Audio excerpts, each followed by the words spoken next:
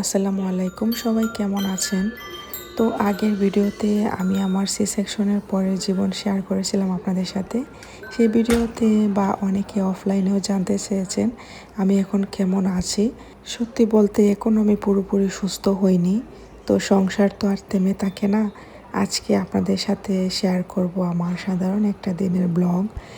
রান্নাবান্না, বাচ্চাদের দেখাশোনা আর হচ্ছে ছোট ছোট কিছু সারাদিনের মুহূর্তগুলো। তো চলুন শুরু করি।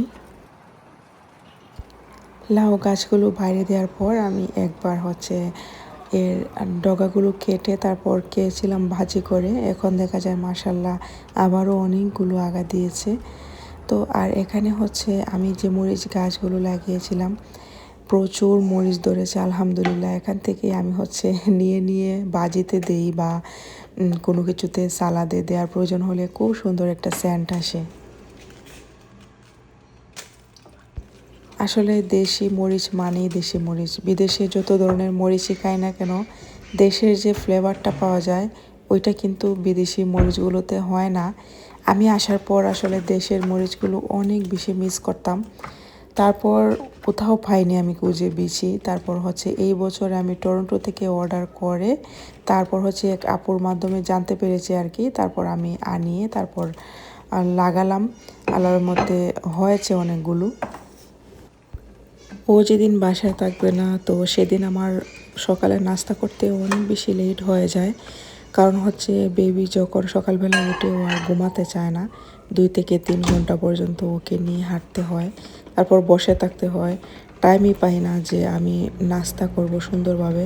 তবুও যখন একটু সময়ের জন্য ও ঘুমায় তখন হচ্ছে দৌড়ে গিয়ে আমি একটু ওটস আর ফ্রুটস দিয়ে খেয়ে নিই। তো যেদিন ও বাসায় থাকে বাবুর বাবা, তো ওই দিন ও রাখবে, তারপর হচ্ছে আমি টুকটাক করে একটু নাস্তা বানানোর টাইম পাই। তো নাস্তা বানাতে গিয়ে দেখি হচ্ছে রুটি শেষ, মানে পরোটা, যে ফ্রোজেন পরোটাটা কিনে খাই ওইটা শেষ। আমি হচ্ছে কানাডায় আসার পর বাসায় বানাতাম রুটি আর মাঝে মাঝে হচ্ছে ফ্রোজেন পরোটা খেতাম।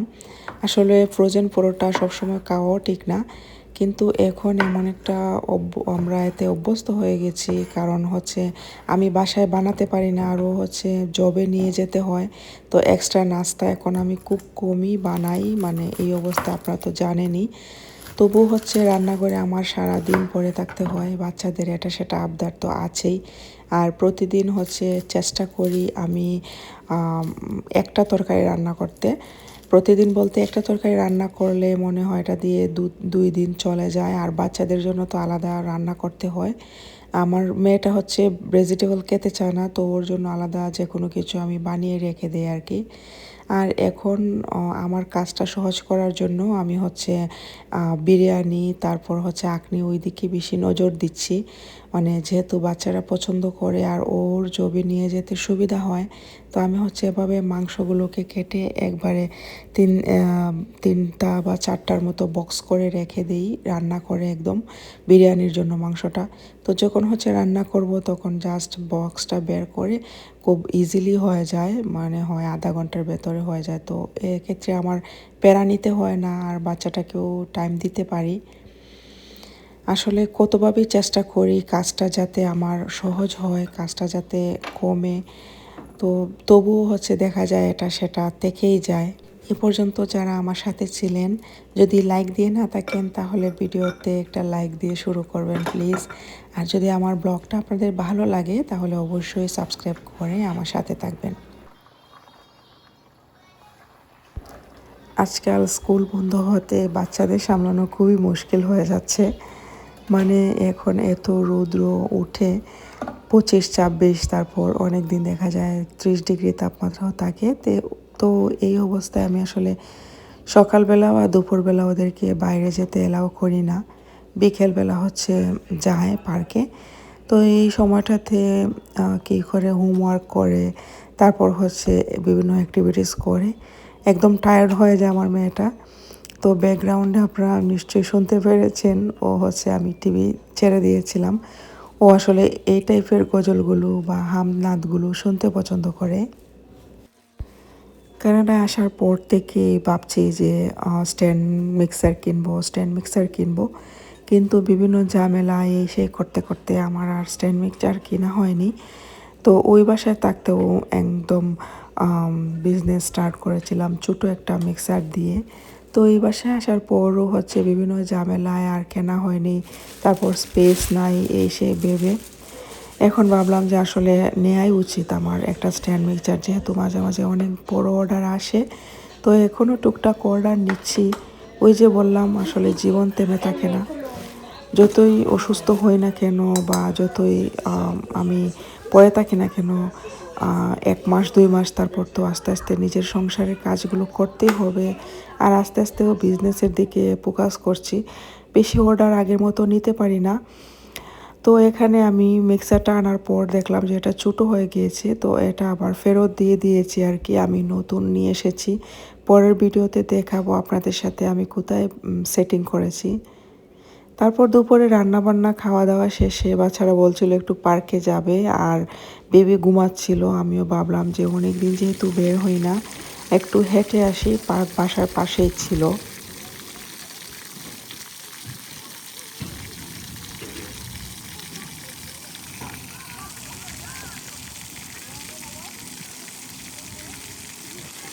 জি।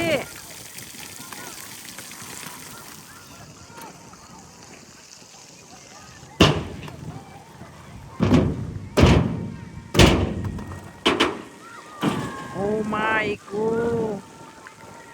আস্তে আস্তে দুঃখ পাইবে তো।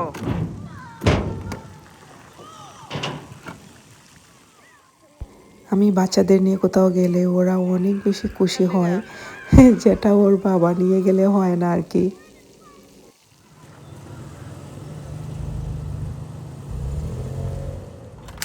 প্লেনটা দেখে বাংলাদেশের কথা অনেক মনে পড়ছে।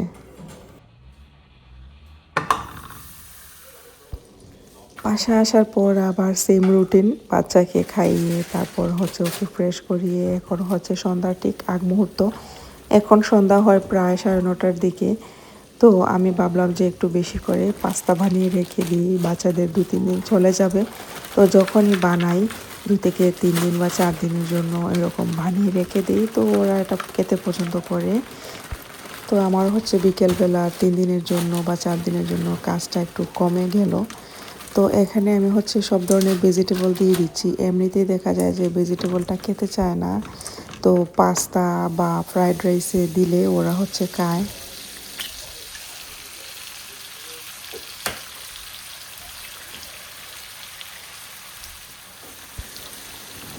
তারপর আবারও আসি আমার অবস্থাতে। অনেক ডক্টর বলে বাংলাদেশে, যেটা আমাকে বলেছে আর কি, যে সি সেকশনের পরে তুমি যত দ্রুত হাঁটবে, যত বেশি হাঁটাচলা করবে, ততই হচ্ছে তুমি দ্রুত সুস্থ হয়ে যাবে। কিন্তু এখানে আসার পর আমি যত হচ্ছে হাঁটাহাঁটি করি, ততই আমার পেট সামান্য সামান্য ব্যথা করে। তারপর পা ব্যথা, ব্যাক পেইন এগুলো তো আছেই, ফ্রি বলা যাবে না আসলে কেমন অনুভূত হয়। তো আমি যখন নেক্সট গত অ্যাপয়েন্টমেন্টে আমি ডক্টরের কাছে গিয়েছিলাম, তো আমি এগুলো শেয়ার করেছিলাম যে আমার আসলে এত পেন কেন হয়। ওরা হচ্ছে নর্মাল পেন কিলার দেয়, অ্যান্টিবায়োটিক এখন আমাকে দিবে না। তো আমাকে বলে যে যেহেতু তোমার এখনও ব্যথা আছে, তো টাইনেলল খাও। আর হচ্ছে এগুলো হবেই, যেহেতু থার্ড সি সেকশন, অনেকটাই নাকি টাইম লাগে থার্ড সি সেকশন থেকে সুস্থ হতে। তো আমারও আর কি করার, যদি বাংলাদেশে হতো হয়তো আমি আরও আগেই সুস্থ হয়ে যেতাম। কারণ হচ্ছে আমি দেখেছি আমি যখন রেস্ট নিই তখন আমার ব্যথা কম থাকে, যখন আমি একটু রান্নাবান্না হাঁটাচলা করি তখন হচ্ছে ব্যথা বেড়ে যায় বা ব্যাক পেন হয়। তো কিছুই তো করার নেই, আর এগুলো আসলে মেনেই চলতে হবে। তো এই তো আমার অবস্থা এখন হচ্ছে মনে হয় রাত 10টার দিকে। তো মেয়ে বলেছে কেক খাবে, সকালের জন্য ওর জন্য কেক বানিয়ে রাখতে হবে। তো তাই আমি এখানে আজকে বেনানা কেকটা বা বেনানা ব্রেডটা আপনাদের সাথে শেয়ার করব। এভাবে বেনানা ব্রেড বানালে কোনো ধরনের যে বেনানার যে গ্রানটা ওইটা থাকে না আর কি। এখানে হচ্ছে আমি 2টা পাকা কলা নিয়েছি, ওইটাকে আমি ওভেনে 30 সেকেন্ডের মতো দিয়ে একদমই হচ্ছে এরকম সফট করে নিয়েছি, তাতে খুব ভালো ব্লেন্ড হয়ে যায়। তো আপনারা চেষ্টা করবেন অনেক বেশি পাকা কলা নিতে, তাহলে এটা দিয়ে আরও বেশি সুন্দর হয়। তো আমার বাসায় যা ছিল আর কি তা দিয়ে দেখাচ্ছে আপনাদেরকে। এটা একদমই এরকম স্মুথ করে নিতে হবে ফেটিয়ে।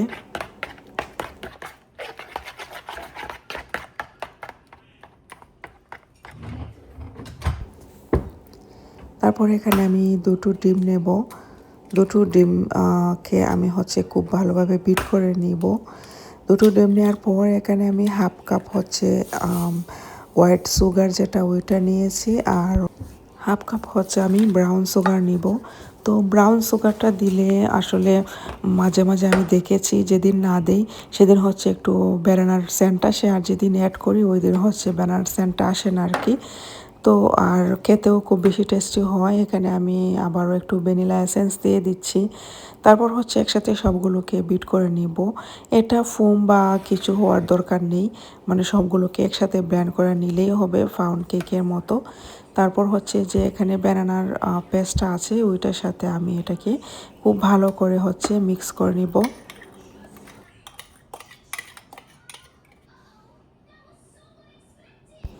আমি হাফ কাপের মতো এখানে অয়েল ইউজ করছি, আপনারা চাইলে এখানে বাটারও ইউজ করতে পারেন।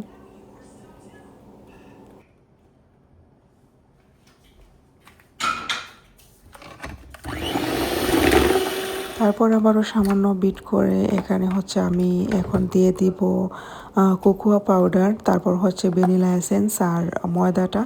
এখানে আমি বেকিং পাউডার যেটা ওইটা হাফ চামচ দিয়েছি। তারপর হচ্ছে কোকো পাউডার আপনারা দেখতে পেরেছেন 2 চামচের মতো দিয়েছি। কোকো পাউডার বেশি দিলে কিন্তু একটু তেতো হয়ে যায়। তারপর হচ্ছে আমি এখানে ময়দা ইউজ করেছি 1 কাপ 2টা ডিমের জন্য।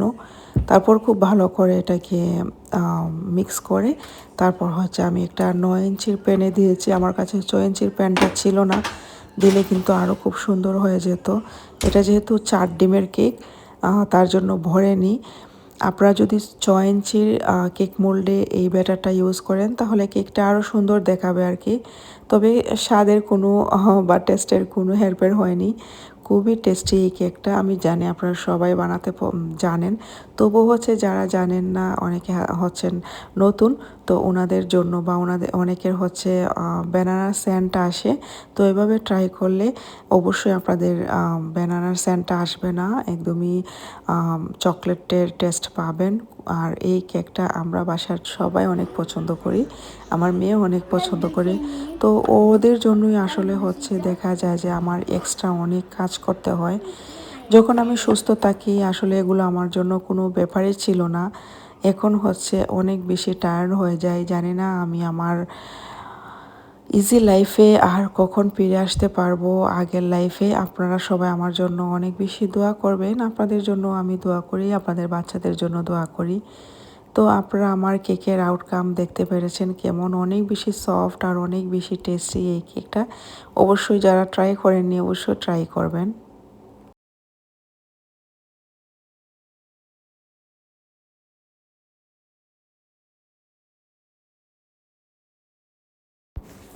তো আমিও হচ্ছে আমার ব্লগের একদমই লাস্ট পর্যায়ে চলে এসেছি। আপনারা সবাই ভালো থাকবেন। আর আবারও বলে নিচ্ছি, যদি আমার ব্লগ আপনাদের ভালো লাগে তাহলে প্লিজ সাবস্ক্রাইব করে, লাইক করে এবং কমেন্ট করে আমার সাথে থাকবেন প্লিজ। আর আপনাদের মতামত অবশ্যই শেয়ার করবেন, কেমন ব্লগ চান আপনারা। তো আজকে এতটুকুই। আল্লাহ হাফেজ, আসসালামু আলাইকুম।